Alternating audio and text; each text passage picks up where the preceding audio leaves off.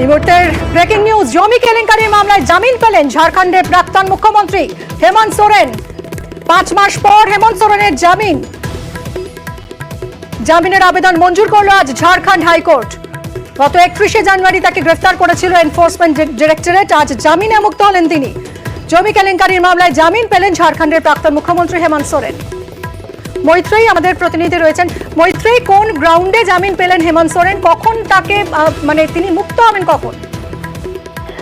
দেখো, হেমন্ত সোরেনের যে জামিন মামলা সেটি ঝাড়খণ্ড হাইকোর্টে চলছিল এবং সেই পরিস্থিতিতে দাঁড়িয়ে তাকে তার গত 16ই জুন তার যে জামিনের যে শুনানি চলছিল সেটিকে স্থগিত রাখা হয় এবং তারপর জানানো হয় যে এই জামিনের যে রায় সেটা আজকে দেওয়া হবে এবং সেই পরিপ্রেক্ষিতে আজকে রায় দেওয়া হয় এবং তাকে 5 লক্ষ টাকা ব্যক্তিগত বন্ডে তাকে জামিন দেওয়া হয়েছে।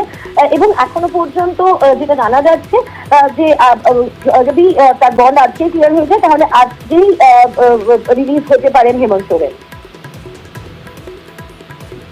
মৈত্রেয়ী, তাহলে তার যখন জামিন আজ গ্রান্ট হলো তাহলে তিনি বাইরে কখন বেরিয়ে আসতে পারবেন? সেটা কি আজকেই সম্ভব?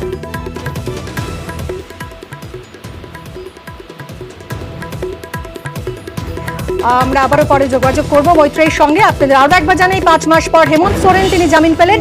ঝাড়খণ্ডের প্রাক্তন মুখ্যমন্ত্রী হেমন্ত সোরেনের জামিন হলো ঝাড়খণ্ড হাইকোর্টে। জমি দুর্নীতির অভিযোগে গ্রেফতার হয়েছিলেন হেমন্ত। 31শে জানুয়ারি হেমন্ত সোরেনকে গ্রেফতার করেছিল ইডি। এই জামিনে এক্স হ্যান্ডেলে পোস্ট করেছেন রাজ্যের মুখ্যমন্ত্রী মমতা বন্দ্যোপাধ্যায়। তিনি খুশি।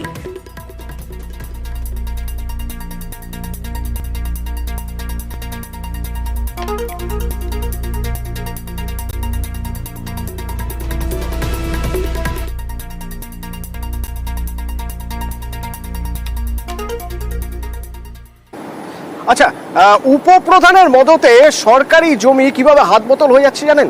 দেখুন একবার। ঘোলা বিলকান্দা 2 পঞ্চায়েত সরকারি জমি। দেখুন একের পর এক দোকান। কিভাবে অভিযোগ উঠছে উপপ্রধানের মদতেই নাকি এই দখলদারি। প্রতিনিধি সুবীর আমার সঙ্গে সরাসরি রয়েছেন। সুবীর, এই সার দোকান, এই দোকান বসলো কিভাবে? নিশ্চয়ই কেউ না কেউ জানেন, কারো না কারো মদত রয়েছে, না হলে এ কাজ বেআইনি জানার পরেও এই ধরনের কাজ হচ্ছে কিভাবে? উপপ্রধানের বিরুদ্ধে আঙুল উঠছে, উপপ্রধান কি বলছেন?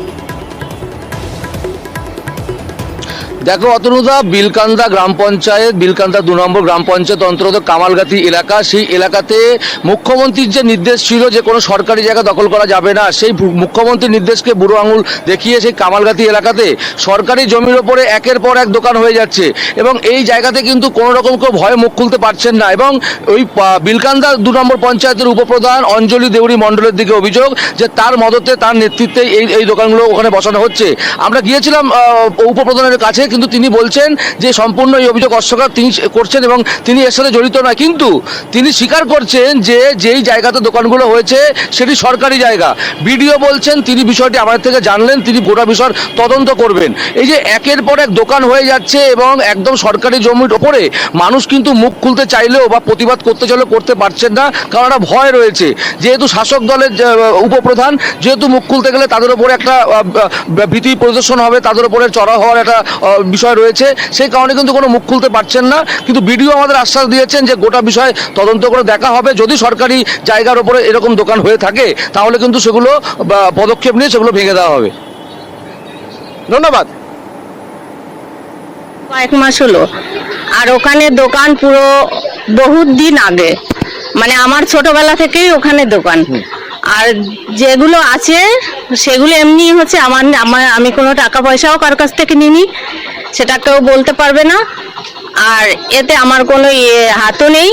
সরকারি জমির উপরে রাস্তায় সব করে নিচ্ছে, যার বাড়ির সামনে সে করছে। আর এই বাজারটা অনেক পুরনোই, এই বাজারে যে যেখান দিয়ে আসছে সেভাবে বসছে। এটা আমরা দেখে নিচ্ছি, ইনকোয়ারি করাবো, ইনকোয়ারি করে যা লিগ্যাল অ্যাকশন নেওয়া আছে সেটা আমরা নিয়ে নেব। না, এর আগে খবর ছিল না, আমি জানলাম, আমি অফিসারকে পাঠিয়ে ইনকোয়ারি করিয়ে নিচ্ছি। নজর রাখবো বোলপুরের দিকে, সেখানেও কিন্তু ফুটপাত জবরদখল উচ্ছেদ চলছে, কিন্তু সেখানে কেন্দ্রীয় বাহিনীকে দেখা যাচ্ছে পুলিশের সঙ্গে। ছবি দেখাবো আপনাদের, পুলিশের সঙ্গে অভিযানে কেন্দ্রীয় বাহিনীও নেমে পড়েছে এই উচ্ছেদে।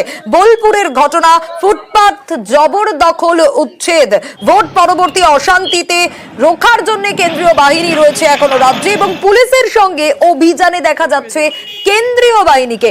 ইন্দ্রজিৎ রয়েছেন আমাদের সঙ্গে। ইন্দ্রজিৎ, ছবিটা একটু জানতে চাইবো, পুলিশের সঙ্গে এই অভিযানে কেন্দ্রীয় বাহিনীও।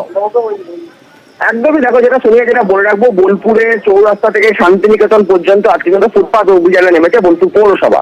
আর সেখানে দেখা যাচ্ছে যে কেন্দ্রীয় বাহিনীকে ব্যবহার করা হচ্ছে। একদম কেন্দ্রীয় বাহিনীর যে জওয়ানরা তারা কিন্তু রয়েছে ওই ফুটপাত যখন অভিযান করা হচ্ছে, ভাঙচুর করা হচ্ছে, ঠিক সেই জায়গাতেই কিন্তু তারা রয়েছে এবং তাদের সঙ্গে রয়েছে রাজ্য পুলিশ। কিন্তু কিভাবে কেন্দ্রীয় বাহিনীকে ওদের সঙ্গে বা রাজ্য পুলিশের সঙ্গে ব্যবহার করা হচ্ছে ফুটপাত উচ্ছেদের কাজে, সেটা নিয়ে কিন্তু একটা প্রশ্ন তুলেছে বিরোধীরা। যদিও পর্যন্ত এখনো পর্যন্ত যারা ফুটপাত অভিযানে পৌরসভার পক্ষ থেকে এই বিষয়ে কোনো মন্তব্য করতে চাওয়া হয়নি। তারা বলেছে ল অ্যান্ড অর্ডার যে কোনো মুহূর্তে বিঘ্নিত হতে পারে, সেই জন্যই রাজ্য পুলিশ হয়তো কেন্দ্রীয় বাহিনীকে নিয়ে এসেছে। যদিও অনেকে বলছেন যে কেন্দ্রীয় বাহিনীকে তো ভোটের কাজে নিয়ে আসা হয়েছিল, ভোটের জন্য নিয়ে আসা হয়েছিল, তাহলে ফুটপাত অভিযানের কাজে কেন কেন্দ্রীয় বাহিনীকে ব্যবহার করা হলো সেটা নিয়েই এখন প্রশ্ন উঠেছে। সোনিয়া, বেশ, আমরা আজকে কোনো হকারকে কিন্তু সতর্ক করছি না, কিন্তু এখানে যারা পার্মানেন্ট দোকান করে আমাদের ফুটপাত যেগুলো আছে সেগুলোর ওপর এনক্রোচ করে রেখেছে, সেটা তো তাদের কোনো রাইট নেই, সেটা পুরোটাই বেআইনি। তাদেরকে গতকাল থেকে সতর্ক করা হচ্ছে। আমরা মাইকিং এর ব্যাপারে বলেছি, পুলিশকে দিয়ে বলানো হয়েছে ওনাদেরকে, ওনারা নিজেরা যদি নিজেদের এনক্রোচমেন্টটা না সরান তখন আমাদেরকে পথে নামতে হয়েছে। মমতা বন্দ্যোপাধ্যায়ের ধমক আর তারপরে দিকে দিকে অ্যাকশন নেওয়া শুরু হয়ে গিয়েছে। বীরভূমের রামপুরহাট, সেখানে ফের উচ্ছেদ অভিযান। এর আগেও সেই ছবি ধরা পড়েছে। সরকারি জমি থেকে জবরদখল হটানোর জন্যই কিন্তু এই অভিযান। 14 নম্বর জাতীয় সড়কে অভিযান পুলিশ প্রশাসনের তরফ থেকে একেবারে বুলডোজার দিয়ে ভাঙা হচ্ছে পর দোকান। ফুটপাত উঠে নিচে আমরা যাবো কোথায় আর খাবো কি করে? আমরা এতগুলা লোক গরিব মানুষ, আমরা ভোরবেলা থেকে যে কর্ম করবো না, এবার মাল সরাবো বলেন, এবার আমরা খাবো কি? আমাদের ছেলে পিলা খাবে কি? আমাদের মনসুবা থেকে স্টার্ট করে সানগাটা ফার্স্ট প্রায়োরিটি আমাদের প্রায়োরিটির মধ্যে আছে। সেন্ট্রাল লাইন থেকে দুদিকে 50 মিটার ডিস্টেন্সের মধ্যে যেগুলো পড়ে যাচ্ছে সেগুলো এনএইচ দ্বারা গাইড হচ্ছে এবং কিছু কিছু ল্যান্ড আছে যেগুলো 50 ফিট বোথ সাইড সঙ্গে, সেক্ষেত্রে ম্যাপে আমরা যদি দেখি সেখানে ভেস্টেড প্লট আছে, তাহলে দুটো ডিপার্টমেন্ট একসঙ্গে কম্বাইন্ড অপারেশন করছে। না, এখন আপাতত আমাদের যে টার্গেট আছে এনএইচ এর একটা স্ট্রিপ অফ প্রজেক্ট ঠিক করেছেন, সেটা মনসুবারপুর আপনার সানগাটা আজকে আপাতত হয়েছে।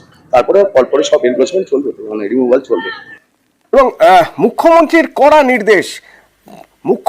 কড়া নির্দেশের পরেও সেই একই রকমভাবে বিভিন্ন জায়গায় তদারকি চলছে যে মুখ্যমন্ত্রীর নির্দেশের পর যাতে কোনো রকম কোনো বেনিয়ম না হয়। আর সেই জন্য এবার নকশালবাড়ির ছবি আপনাদের দেখাই, দেখুন, যেখানে ভূমি ও রাজস্ব দপ্তর তারা সরকারি জমি চিহ্নিতকরণ শুরু করে দিয়েছে। আগেই নবান্ন থেকে জানানো হয়েছিল, একটা গাইডলাইন দেওয়া হয়েছিল ঠিক কিভাবে কাজ করা হবে এই সরকারি জমিতে, যাতে কোনো রকম ভাবে বেআইনি মানে বেদখল না হয়ে যায়, কারো হাতে না চলে যায়। তার জন্য তার মধ্যে একটি বিষয় ছিল বা একটি নির্দেশ ছিল যে বোর্ড লাগাতে হবে, জমি চিহ্নিত করে সেখানে বোর্ড বসাতে হবে। তো সেরকম ভাবেই 347টি সরকারি জমি চিহ্নিত করে সেখানে বোর্ড বসানোর কাজ চলছে।